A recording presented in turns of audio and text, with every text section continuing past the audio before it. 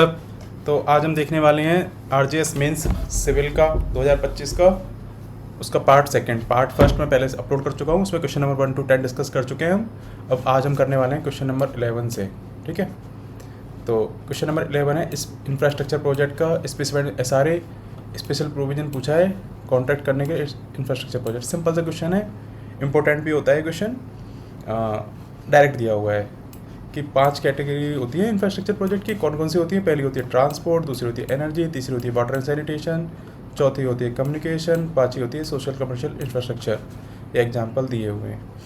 इनके special provision क्या क्या होता है? सेक्शन 20A में दे रखा है कि कोर्ट प्रोहिबिटेड है कि इंजेक्शन इंसरेटेड इंफ्रास्ट्रक्चर प्रोजेक्ट होते हैं, क्योंकि इनका पर्पज है कि फटाफट कंप्लीट करो इन प्रोजेक्ट्स को। तो इसके लिए कोई भी इंजेक्शन ग्रांट नहीं किया जाएगा, ठीक है। स्पेशल कोर्ट्स, तो state government with consultation with the chief justice of the high court में designate civil court as special court to specifically try suits in respect of infrastructure contracts. और तीसरा है सेक्शन 20C एक्सपीडियस डिस्पोजल। इसमें कहता है कि 12 महीने का अंदर इसको डिस्पोज करना है। एक्सटेंड कर सकते हैं इसको मैक्सिमम 6 मंथ्स, 18 महीने तक कर सकते हैं, पर करना है इसको जल्दी से जल्दी है। सिंपल सा क्वेश्चन है।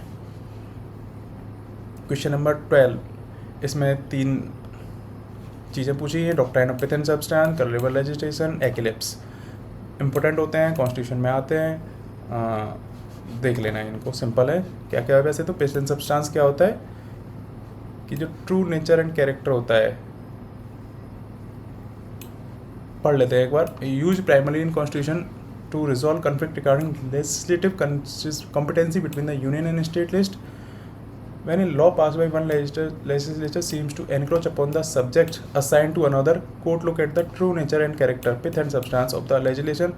If the legislation substantially fall within the powers expressly conferred upon legislature, it is held valid even if incidentally encroaches upon the matter outside its domain. उसका pith and substance देखना है। Colourable legislation, what, इसका एक simple सा है, वो है what can not be done directly, can not be done indirectly. अगर लेजिस्लेचर के पास पावर नहीं है पर्टिकुलर सब्जेक्ट पे, तो उस पर वो लॉ नहीं बना सकता, ठीक है। डॉक्ट्राइन ऑफ एक्लिप्स, ये आर्टिकल 13(1) में एंश्राइंड है। इसमें ये बोलता है कि प्री कॉन्स्टिट्यूशनल लॉ अगर है कोई जो फंडामेंटल राइट को वायलेट करता है, तो वो डेड नहीं हो जाता, वॉइड नहीं होता, जबकि वो एक्लिप्स हो जाता है, उसको आच्छादन कर लिया जाता है, overshadowed by the fundamental rights and remain dormant, वो डोरमेंट रह जाता है। अगर कॉन्स्टिट्यूशन में उसको अमेंड करके नहीं है, इनकन्सिस्टेंसी को हटा देते हैं हम, तो वो शैडो लिफ्ट हो जाती है, लॉ एक्टिव हो जाता है और एनफोर्सेबल हो जाता है विदाउट नीडिंग टू बी रीएनेक्टेड, ठीक है। जैसे हमारे जो वो होते हैं ना ग्लेशियर्स, उनमें हजारों करोड़ों सालों से बहुत सारे जीव जंतु कीटाणु डोरमेंट पड़े हुए हैं, उनको जैसे नॉर्मल टेम्परेचर मिलेगा वो एक्टिव हो जाएंगे, चाहे वो कितना भी पुराना हो जाए। क्वेश्चन नंबर 13 इसमें पूरा नहीं दे रखा। क्वेश्चन नंबर 13 हम अभी ऑफिशियल वेबसाइट से देख लेते हैं।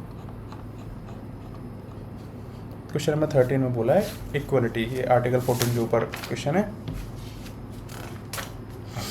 Equality is a dynamic concept, many aspect and dimension, it can not be cribbed, cabined, confined within traditional and doctrinal limits, explain the light of test for valid classification with the help of relevant case law.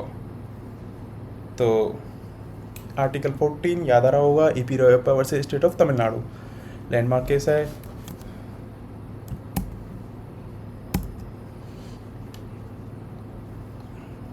इसमें है article 14 में constitution guarantee equality before law. Equality before law की बात करता है। Equality does not mean absolute mathematical equality, it means equality among equals. It permits the state to make reasonable classification के लिए permission देता है। लैंडमार्क, ये जो कोड जो दी गई है यहाँ पे, वो कहाँ से ली गई है? EP Royappa versus state of Tamil Nadu, जो 14 आर्टिकल 14 को एक्सटेंड करता है। Equality is a dynamic concept and antithetical to arbitrariness, arbitrariness के अपोजिट होता है। ठीक है, तो institute does not violate article Supreme Court certified case like state of West Bengal Anwar Ali Sarkar twin test for valid classification. Intelligible differentia होना चाहिए, अगर तुम क्लासिफिकेशन कर रहे हो तो उसका कोई रेशनल डिस्टिंक्शन होनी चाहिए। Classifying must be founded on an intangible differentia, a clear and rational distinction which distinguishes persons or things that are grouped together from those left out of the group. उनका rational nexus होना चाहिए, relation होना चाहिए।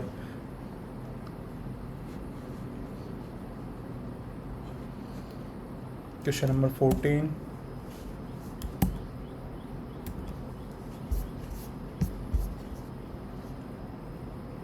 Question number 14 देख लेते हैं। राम ने एक सूट इंस्टीट्यूट किया against Suresh for specific performance return contract and also seeks relief that the contract may be reformed as to one of the provision as the provision was inserted in it by mistake. भाई ये बड़ा important term है यहाँ पे, by mistake insert हुआ है by mistake. अगर इसको जनरली इसको नहीं पढ़ें तो क्वेश्चन का आंसर बदल जाएगा एकदम से, ठीक है। Whether Ram can prove by oral evidence that such a mistake was made, explain with the help of भारतीय साक्ष्य अधिनियम। इसका हम देखते हैं answer. Yes, Ram can prove the mistake by oral evidence. क्यों प्रूव कर सकता है? क्योंकि प्रोवाइजो 1 दे रखा है सेक्शन 95 का भारतीय साक्ष्य अधिनियम का, जिसमें दिया हुआ है कि explanation such fraud, intimation, illegality, amount of due execution, want of capacity और मिस्टेक ऑफ फैक्ट और लॉ। तो इस केस में हो सकता है, पढ़ लेते हैं एक बार। Under the general rule of evidence, oral evidence is excluded when attempted to contradict or vary the terms of written contract. However Bharatiya Sakshya Adhiniyam 2023 provides a specific exception under provision proviso 1 to section 95, जो पहले 92 होता था पहले evidence act का। Proviso state that any fact may be proved which would invalidate the document or which would entitle any person to decree or order relating thereto. This explicitly includes facts such as fraud, intimidation, illegality, want of due execution, want of capacity, or mistaken law or fact. Because Ram is asserting that a specific provision inserted into written contract by mistake, he falls squarely within the statutory proviso. He is legally permitted to adduce मतलब देना, produce करना oral evidence to show the court that the written document would not reflect the true intention of the party due to mutual mistake. तो वो हाँ prove कर सकता है अगर वो मिस्टेक से है तो। क्वेश्चन नंबर 15 है, rule of evidence are generally same in civil criminal proceeding, give the exception if any with the help of relevant provision. ठीक है, उनके एक्सेप्शन पूछे हैं कहाँ पे दिए गए हैं, तो ये भी सिंपल सा क्वेश्चन है।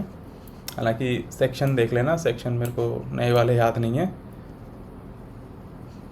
तो स्टैंडर्ड प्रूफ सिंपल सा है। सिविल केसेस में क्या देखते हैं? प्रीपोंडरेंस ऑफ प्रोबेबिलिटी, मतलब। और क्रिमिनल केसेस में क्या देखते हैं? Beyond reasonable doubt. तो इसलिए क्रिमिनल केसेस में कन्विक्शन रेट कम होता है। ये कई बार पढ़ा होगा आपने, beyond reasonable doubt in criminal cases, civil cases में preponderance of probability. Character evidence, civil cases में कैरेक्टर इररेलेवेंट होता है, क्रिमिनल केसेस में भी गुड कैरेक्टर रेलिवेंट होता है, बैड कैरेक्टर इररेलेवेंट होता है अनलेस गुड कैरेक्टर के एविडेंस नहीं दिए गए होते हैं, या फिर bad character fact and issue होता है। कन्फेशन एक्सक्लूसिवली क्रिमिनल प्रोसीडिंग में अप्लाई होता है, सिविल में कन्फेशन का मतलब ही नहीं है। एस्टोपल सिविल में लगता है, ठीक है। फिर क्वेश्चन नंबर 16 है, इसमें पूछा क्या है? Effect of non registration of firm, अगर फर्म का रजिस्ट्रेशन नहीं कराते तो क्या होगा? सेक्शन 69 है इंडियन पार्टनरशिप एक्ट का, वो कहता है अगर फर्म का रजिस्ट्रेशन नहीं कराते तो थर्ड पार्टी को, जो अनरजिस्टर्ड फर्म है वो थर्ड पार्टी को स्यू नहीं कर सकती, और उसके जो पार्टनर है और partners of the understanding can not file a suit against the firm और पार्टनर्स, वो फर्म के अगेंस्ट सूट फाइल नहीं कर सकते। डॉक्ट्राइन ऑफ कैबिनेट टेम्परेट पूछा है और एक्सेप्शन पूछे हैं। सेक्शन 16 देखना है सेल ऑफ गुड्स एक्ट का, उसमें क्या सेल इसका कैबिनेट में लेट द बायर बिवेयर कि दुकान आदमी अगर तुम कुछ खरीदने जा रहे हो तो तुम सावधान रहो, ये इसका रूल है जो सेक्शन 16 में है। कई बार एमसीक्यू भी आता है, सेक्शन 16 किससे रिलेटेड है, या फिर कैवेट एम्परर कहाँ पे है, सेक्शन 16 इसका आंसर होता है। इसके एक्सेप्शंस क्या होते हैं, fitness for the purpose, if buyer makes known that the seller for specific purpose and relies on the seller's skill. अगर मानो तुम माउंट एवरेस्ट पे जा रहे हो और बोलते हो कि मेरे को माउंट एवरेस्ट जाना है, एक जैकेट दे दे, तो इसका सिंपल मतलब है कि वो पर्पज फुलफिल होना चाहिए। तुम उसको सिंपल बोलते हो कि मेरे को एक जैकेट दे दे, तो वो नॉर्मल जैकेट दे देगा। और तुम बोलते हो मेरे को माउंट एवरेस्ट जाना है, तो उसको बढ़िया वाली जैकेट देनी पड़ेगी। ये फिटनेस फॉर द पर्पज ये होता है। और good sold by the description must be maintainable merchantable quality. उसने जो दुकानदार ने तुमको सामान दिया है वो बेचने लायक कंडीशन में होना चाहिए, ख़राब नहीं होना चाहिए। कंसेंट ऑब्टेन बाय फ्रॉड, अगर कंसेंट फ्रॉड से ऑब्टेन की गई है तो ये नहीं लागू होता। अगला क्वेश्चन है right of lien and termination of unpaired seller. Section 47 है सेल ऑफ गुड्स का, जो इसकी बात कर रहा है। और टर्मिनेशन कब होता है, seller deliver goods to carrier for transmission without reserving the right of disposal, buyer lawfully obtains the possession, waiver of lien by the seller। Simple सा है, देख लेना, सेक्शन 47 देख लेना और सेक्शन 49 देख लेना, उनमें दिया हुआ है। Duration of unpaired seller, right of stoppage of goods in transit, section 51 है सेल ऑफ गुड का। सिंपल, हाँ ये क्वेश्चन अच्छा है। क्या बोलते हैं इसको, करावत और मुसारत। मुस्लिम लॉ में करावत और मुसारत का मतलब क्या होता है। करावत होता है कॉन्सेग्युनिटी, कॉन्सेग्युनिटी मतलब होता है ब्लड रिलेशन। ये प्रोहिबिट होते हैं शादी वादी इन सिस्टम में, मैरिज बाटिल हो जाती है या फिर पॉइड इनिशियो हो जाती है, एक ही बात है। तो करावत का मतलब होता है consanguinity relation by blood. A Muslim is absolutely prohibited from marrying certain blood close blood relations. A man can not marry his ascendant, मतलब ऊपर वाली कैटेगरी में mother, grand mother, grand grand grand mother, descendant, daughter, grand daughter, sibling, sister, half sister, descendant of sibling, niece, grand niece, sibling of parents, aunt, great aunt. Sibling of parents कौन कौन हो गए, बुआ हो गई, मामा हो गया, ये सिबलिंग ऑफ पेरेंट्स हो गए। मुसारत होता है अफिनिटी, अफिनिटी मतलब जो मैरिज से रिलेशन क्रिएट होता है। किस किस केसेस में प्रोहिबिटेड है, वाइफ की मदर मतलब सासू माँ, ग्रैंड मदर, इनसे नहीं कर सकते। वाइफ की डॉटर, वाइफ की डॉटर खुद की डॉटर हो सकती है, लेकिन लेकिन लेकिन अगर वाइफ की पहले से कोई डॉटर है तो ये उसकी बात हो रही है। ग्रैंड डॉटर, फादर्स वाइफ पहले से अगर कोई है, ग्रैंड फादर्स वाइफ, क्योंकि फादर्स की जो खुद की वाइफ है वो तो ब्लड रिलेशन में आ गई, यहाँ आ गई मदर। फादर्स की वाइफ यहाँ पे हो गया मतलब जिसकी पहले से मानो दूसरी कोई वाइफ है, तो son's wife, grand son's wife, ठीक है। इसमें शॉर्ट नोट पूछा है, सब्स्टिट्यूटेड सर्विस, ऑर्डर 5 रूल 20, ये बात करता है substituted service of summons. Where court is satisfied that there is a reason to believe defendant is keeping out of the way of purpose of avoiding service, thus or summon cannot be served in ordinary way itself, order substituted service। क्या क्या कर सकते हैं, affixing a copy in conspicuous place in court house upon defendant's last note house or by newspaper, advertised in daily newspaper। Attachment before judgement कब होता है, order 38 rule 5 CPC बात करता है इसकी। ये कब होता है, जब कोर्ट को लगता है कि प्रॉपर्टी डिस्पोज कर देगा कोर्ट के ऑर्डर आने से, जजमेंट आने से पहले ही। कोर्ट का डिफेंडेंट टू फर्निश सिक्योरिटी और attach property before case is decided. Simple. Legal representative बात करता है सेक्शन 211 CPC। ये तो रटी होनी चाहिए डेफिनेशन लीगल रिप्रेजेंटेटिव की, कई बार आती है। Each person who is in law represents the estate of the deceased person and includes any person who intermeddles with the estate of the deceased, where a party sues or is sued in representative character. The person on whom estate devolves on death of the party is also a legal representative. Settlement dispute outside court, arbitration clause होता है, section 89 CPC बात करता है, जो court के बाहर settlement की बात करता है। इसमें 4 चीज़ें होती हैं ADR में। Arbitration conciliation, judicial settlement including लोक अदालत और मेडिएशन। इसको ऐसे आ सकते हो ACJM, additional chief judicial magistrate, arbitration, conciliation, judicial settlement और मेडिएशन। रेस्टिट्यूशन बात करता है सेक्शन 104 वाली CPC बात करता है इसकी। इसका मतलब होता है the act of court shall harm no one if decree is varied और रिवर्स इन अपील डिवीजन और other proceeding the court is first instance shall on application of any party entitled to benefit by way of restitution cause such restitution is made as far may place the parties in position which they would have occupied but for such decree। देख लेना section 41-44 CPC, उसमें दिया हुआ restitution. अब इसमें बड़ा आसान सा क्वेश्चन पूछा था, rights and liabilities of buyer and seller, explain the relevant provision of TPA। क्या क्या होते हैं, सेक्शन 55 में दिया हुआ है TPA के में।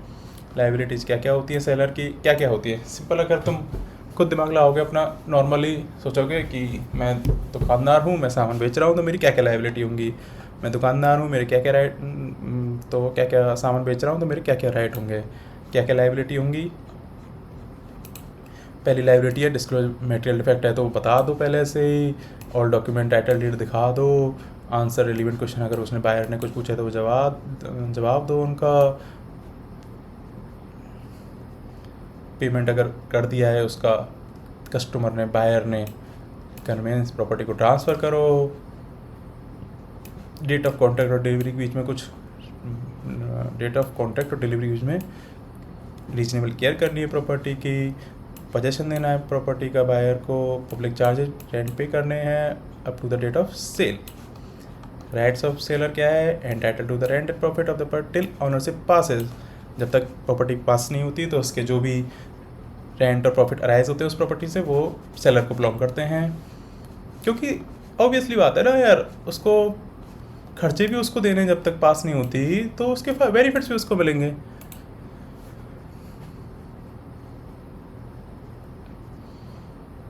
ठीक है। लायबिलिटी ऑफ बायर, लायबिलिटी क्या क्या होती है बायर की,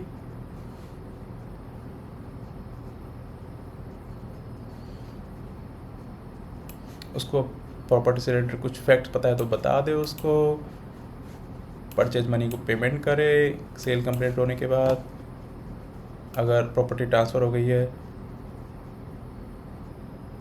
उसके बाद आफ्टर प्रोसेस जो अगर कोई जो लॉस होता है, डिस्ट्रक्शन होता है तो उसकी जिम्मेदारी बायर की होती है।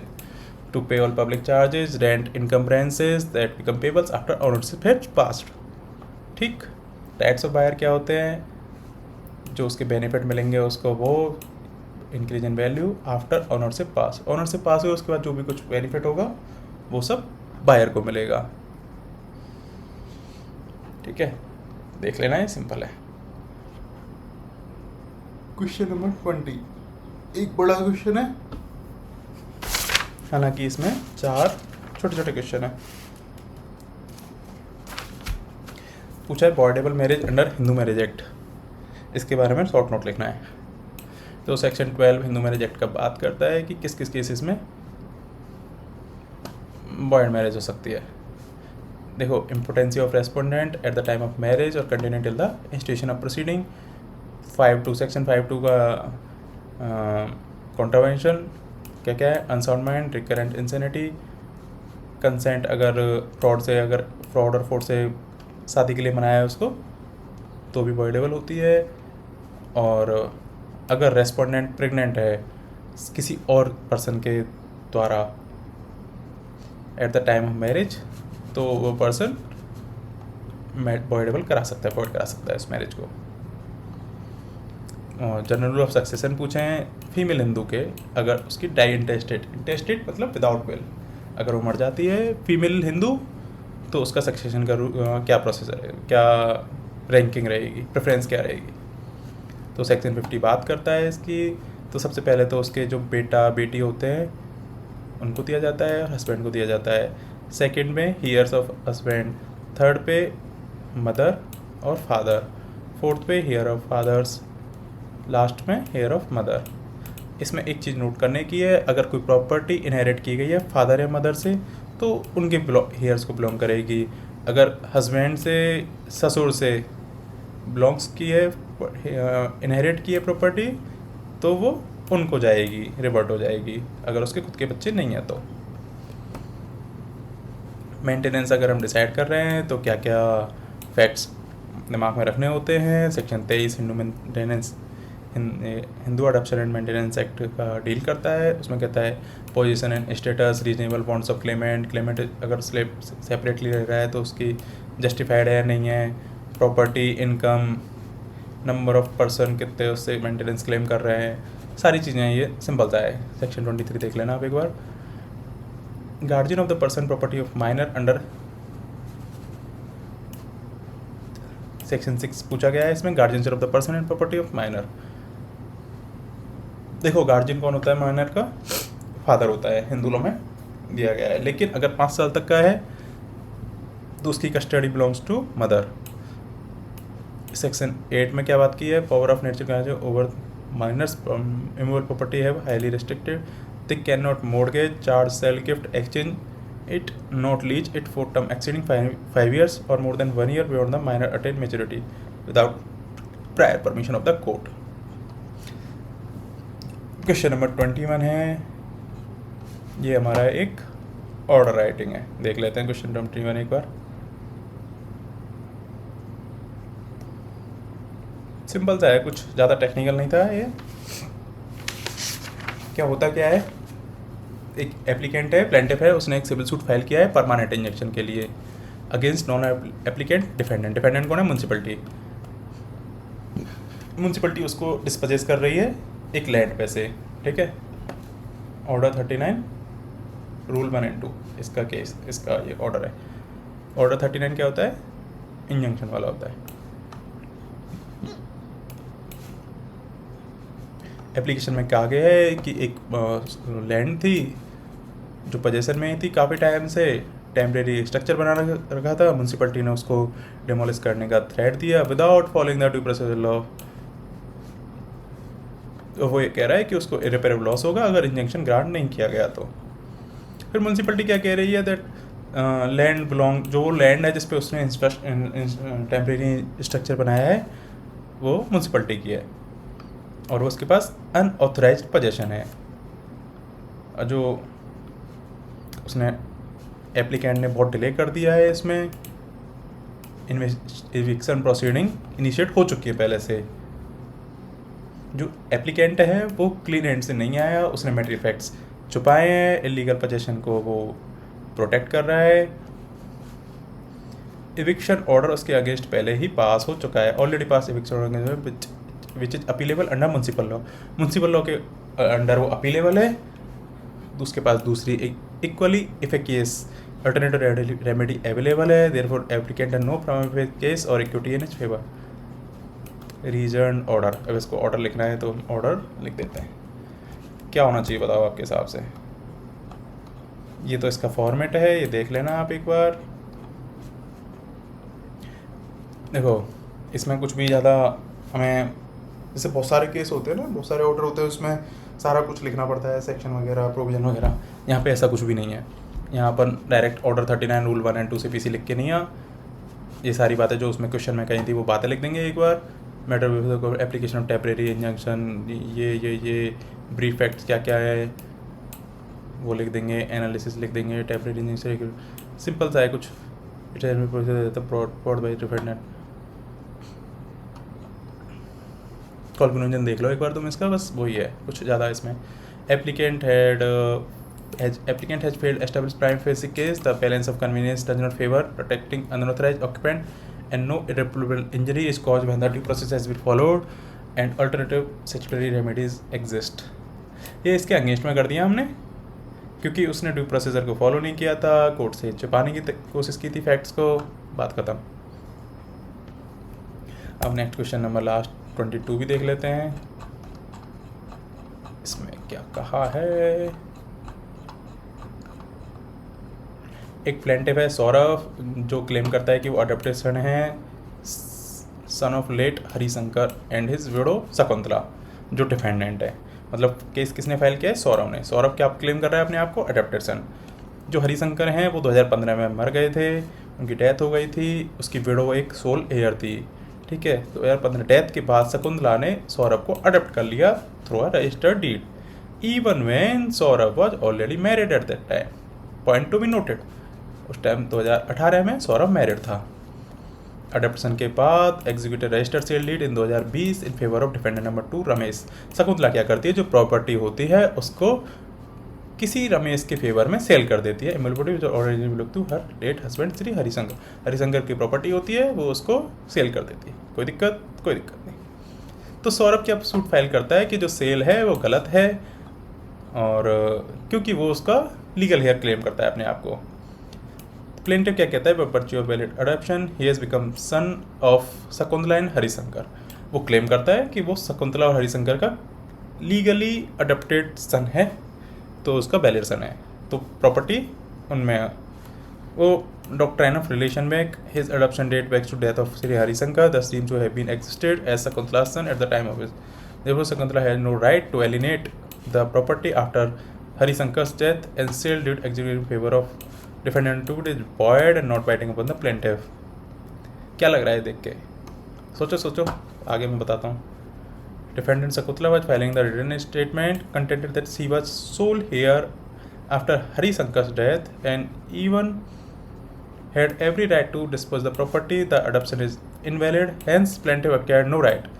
She executed the sale deed in 2020 much before the plaintiff challenged it, and Ramesh is bona fide purchaser for value without notice. The doctor relation back is not applicable. मैं तो इसको श्रीमती क्या नाम है इनका, शकुंतला देवी के फेवर में करते हैं अपना ये जजमेंट. ठीक है.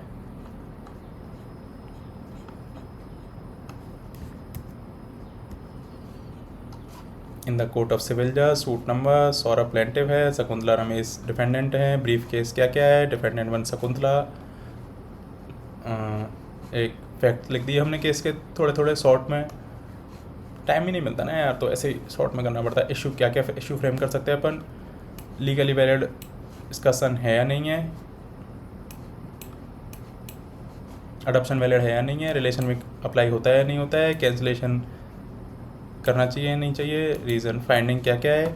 Section 10(3) of Hindu maintenance act, Hindu adoption maintenance act क्या बोलता है, maintain that person adopted must not be married. जो मैरिड नहीं होना चाहिए अनलेस देयर इज कस्टम और usage applicable to the practice which permits married person to take in adoption. Point बड़ा important है, क्योंकि कोई अडॉप्शन कस्टम या यूसेज होना चाहिए. यहाँ पे प्लेंटिफ ने ऐसा कुछ लीड नहीं किया जिससे कि स्पेसिफिक कस्टम प्रूव हो रही है. The adoption of married marriage void an issue in the eyes of lawyer.